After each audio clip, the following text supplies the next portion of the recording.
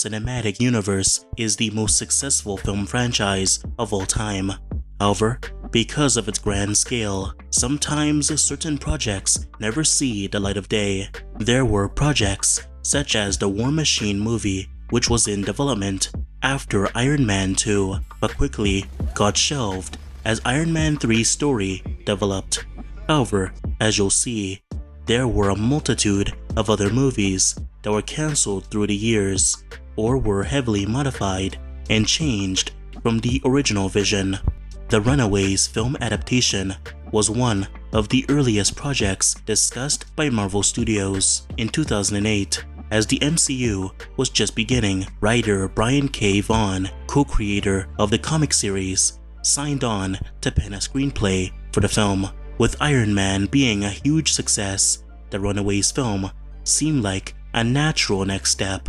However, the project stalled as Marvel Studios became absorbed in developing the films that would form the Infinity Saga.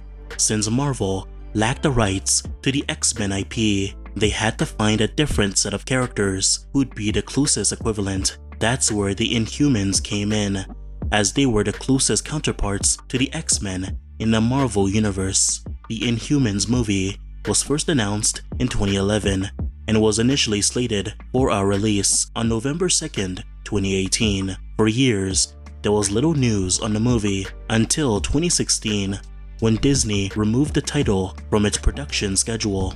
In a surprise twist, Marvel chose to pivot and announced that the Inhumans TV series would replace the movie. After the events of Avengers Endgame, Marvel Studios needed a central antagonist for the multiverse saga. Enter Kang the Conqueror, a villain that was supposed to take the place of Thanos as the MCU's major threat. Jonathan Majors was cast in the role, and his first appearance was in Loki Season 1. By 2022, Marvel had announced that Avengers: The Kang Dynasty would be the next major Avengers film, with Majors returning as the lead antagonist. However, things took an unexpected turn in late 2023 when Majors was found guilty of assault and harassment. As a result, Marvel Studios dropped the actor and reworked the direction of Avengers 5. The idea to make Ant-Man a heist movie structure was all Edgar and Joe. The idea of Hank Pym and Scott Lang as mentor and pupil, again, that was all theirs. And also the idea of a movie that all drives toward a third act where the big battle between the good guy and the bad guy takes place in a little girl's bedroom. That was always there from the beginning, and I stand by the fact that I think that's genius. I love it. Before Ant-Man became the heist movie we know today, it was meant to be a very different film under the direction of Edgar Wright. Me and a friend went on a training for it, and then nothing really happened with it, and then like 2 years ago when I first came to Comic-Con, I met Kevin and Aaron for the first time, who'd just seen Shaun of the Dead, and they asked me, are there any Marvel characters you're interested in? I said, oh, funny enough, I wrote a treatment for Ant-Man like 3 years ago. Wright had been attached to the Ant-Man film for a very long time, and his vision for the project did shift many times over the production. His vision for the movie was very much in line with his previous works, a tightly knit but expansive crime heist film that centered on a series of robberies and heists, with Lang as a full-fledged criminal who'd go through a redemption arc throughout the film. The movie wouldn't take itself too seriously, with Edgar Wright's signature form of humor present throughout. Wright even shot a test reel for Ant-Man in 2012, meant to visualize how Ant-Man's powers would look on screen, which was showcased at Comic-Con that year. The short perfectly demonstrated Edgar Wright's visual style, including his use of visual comedy and unique shot direction. The footage was well received, showcasing a distinct and unique style compared to other Marvel movies. Creative differences between Wright and Marvel Studios led to his departure from the project in 2014. Wright later stated that the studio wanted to take the film in a direction that differed from his original vision, as Marvel wasn't too keen on fully embracing Edgar Wright's more unique style of filmmaking. If we hole up, I want to be somewhere familiar, I want to know where the exits are, and I want to be allowed to smoke. Okay.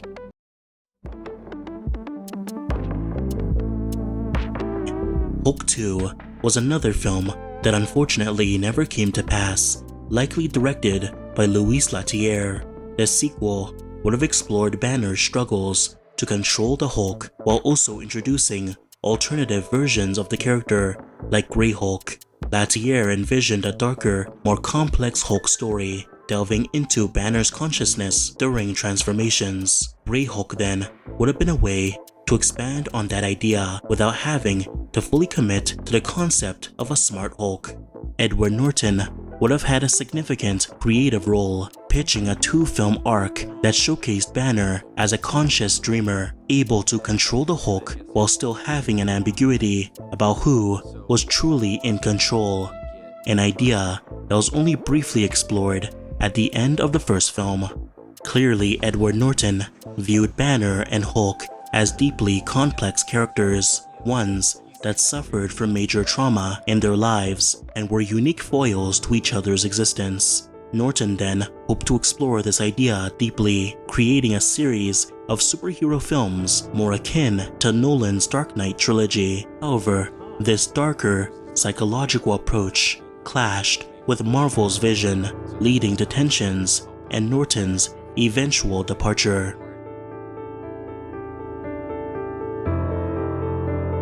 We knew that we wanted Wanda to be in it.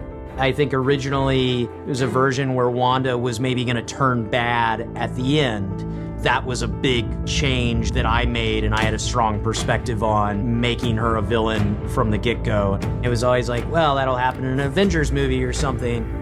My perspective was, why are we letting some other movie get the best villain ever? The sequel to Doctor Strange, titled Doctor Strange in the Multiverse of Madness, had a rocky development process. Originally, Scott Derrickson, who directed the first Doctor Strange, was set to return. However, creative differences between Derrickson and Marvel Studios led to his departure, and Sam Raimi was brought on to take on the film instead. The original plans for Doctor Strange 2 involved Wanda Maximoff remaining a hero and helping Doctor Strange battle the original villain of the movie, Nightmare, who turns out to be a corrupted version of Doctor Strange. The theme of Wanda wanting to live her life with an alternative version of her children is still present in this version. However, unlike the final film, she manages to resist for a time until ultimately succumbing to her desire and accidentally beheading Wong, escaping into the multiverse in the film's cliffhanger. As the script evolved under the guidance of Loki writer Michael Waldron, Wanda's role was completely changed in the final version of the movie. Wanda becomes the antagonist, consumed by her grief and desperation to reunite with her children. The shift in tone and character direction significantly altered the film, and fans were left with a very different story than what was originally intended. Trademark for a few series of names that would later be confirmed: Multiverse Saga, Secret Wars, Kang Dynasty, Thunderbolts. However, 2 properties have never seen the light of day. The first being a series in which we see Endgame Cap's adventures through time dropping off the stones, and the latter being a sequel to the Eternals, picking up with the Celestials' larger plan for humanity and continuing this story of Error. Looks like Eternals 2, Captain Marvel 3, She-Hulk Season 2, and Ant-Man 4 are probably not going to happen. We knew this already. Marvel might not do any more. Drax actor Dave Bautista said that director of the Guardians of the Galaxy trilogy, James Gunn, had pitched him a Drax and Mantis film in 2020. But I also heard that Gunn tried to make a bunch of Guardians spin-offs, including a Ravagers film, but they were all likely cancelled due to a crowded slate. However, Drax and Mantis are the stars of the Guardians of the Galaxy holiday special, so they did kinda get their own spin-off. Is the only OG Avenger without his own movie. He did share a series with Kate Bishop, but in the early 2010s, Marvel was planning a solo film to end Phase 2 of the MCU. It was said to be an origin story who would face the supervillain Griffin, rumoured to be played by Mark Wahlberg. Not a lot is said as to why the project was cancelled, but not being able to find a creative direction is one of those reasons. Before the third Captain America movie has been made, it was originally going to be very different. Marvel needed Robert Downey Jr. to sign on before they could go with the Civil War storyline, so there were many backup ideas put in place. When Captain America Civil War was officially announced, Marvel pranked us by calling it Captain America The Serpent Society, but apparently this was a genuine storyline they were considering. Other titles included Captain America The Raging Nation, Captain America Welcome to the Mad World, and Captain America Our Country Divided. The rumoured story points for each would see Steve Rogers and Sam Wilson searching for Bucky, where in the process uncover a sinister conspiracy orchestrated by a secretive cabal of wealthy elites known as the Round Table, who've developed weapons of mass destruction designed to incite widespread chaos, toppling social order and authority so they can seize absolute power. To stop this, the heroes form unlikely allies with Helmut Zemo and Bill Burnside. There was even a more watered-down version of the Civil War script without Iron Man, focusing more on Steve, Sam, Natasha and Clint, but eventually we got the movie we know. He's my friend. What if John Walker was the villain in Thunderbolts instead of Sentry? Not only that, what if Taskmaster survived, the team featured Man-Thing instead of Bucky, and the whole movie took place in the vault a la Die Hard? Believe it or not, all of those things almost happened. Captain America Brave New World featured the Hulk, Brawn, Isaiah Bradley fighting alongside Sam in full costume, Eli Bradley, the Serpent Society, a comic-accurate leader with a big head, and ended with Thaddeus Ross dying from adamantium. Well, believe it or not, all of those things almost happened. Not only that, but the film was also originally called Captain America New World Order. What would Wakanda Forever have been like had Chadwick Boseman not tragically passed away? For his part, Coogler wanted to explore T'Challa's challenges as a new king, who's a very different character than the one in the comics. In the comics, T'Challa's father dies when he's young, making T'Challa a child king who has ruled for a long time. And by the time we meet him as an adult, he has confidence and poise. In contrast, the MCU's version of T'Challa loses his father as an adult and has a throne abruptly thrust upon him. This is similar to the differences between Kirk in the original series versus the new Kelvin timeline, where Kirk gets promoted from cadet to captain by the end of the first film, leading to a second film, Into Darkness, that deals with his inexperience and self-doubt. Black Panther 2 would have explored a similar struggle for T'Challa.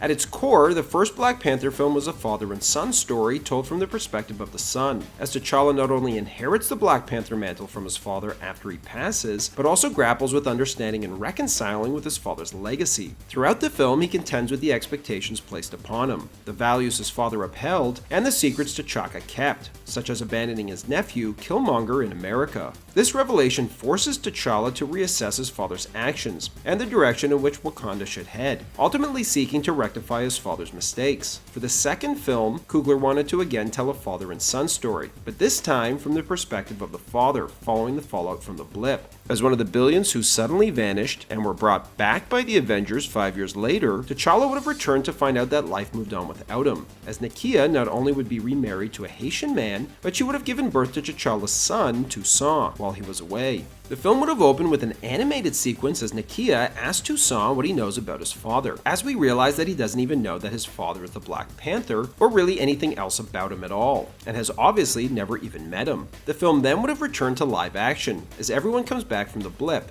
and T'Challa returns home after defeating Thanos alongside the Avengers, where he meets his son for the first time.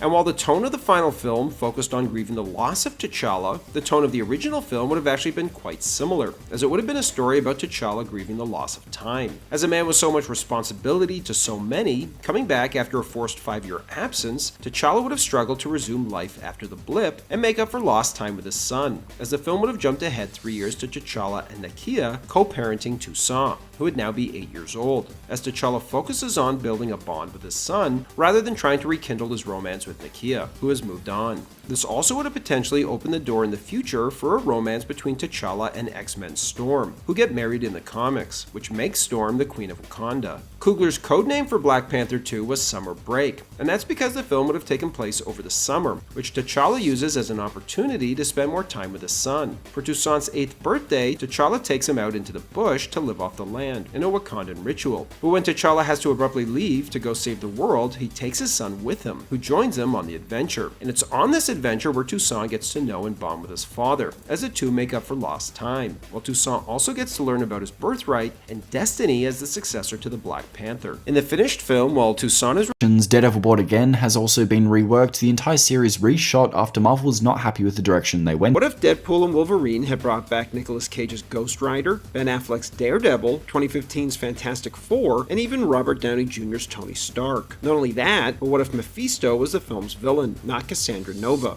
Or what if it didn't feature Wolverine at all? It was instead a low-budget Christmas road trip movie where Wade and Dopinder travel to the North Pole to save Christmas? And what if before we got Deadpool 3, we got an X-Force film starring Deadpool, Cable, and Domino? Believe it or not, all of these things almost happened. To find out how we went from all of that to the movie we got, let's dive in and take a look at what could have been Deadpool. Recently, it looks like Marvel might have canceled a Photon Solo project following the Marvel's bombing in the box office. It looks like they'll address whatever happened to Photon To a movie pushback, there's no definitive release date on that either. What if Mahershala Ali's Blade had been a gritty, raid-style thriller about the Daywalker trapped in an apartment building, defending its human tenants from hordes of vampires until sunrise? Or what if it had been a sweeping 1920s period piece similar to Sinners, following Blade across decades as he hunted European vampires, with Mia Goth as Lilith, a vampire villain seeking the blood of Blade's daughter? At one point, the reboot even morphed into a female-led drama, where Blade himself was reduced to a supporting role in his own movie. Over the last several years, Blade has cycled through nearly a dozen writers, multiple directors, and countless creative overhauls, as the project has been constantly delayed.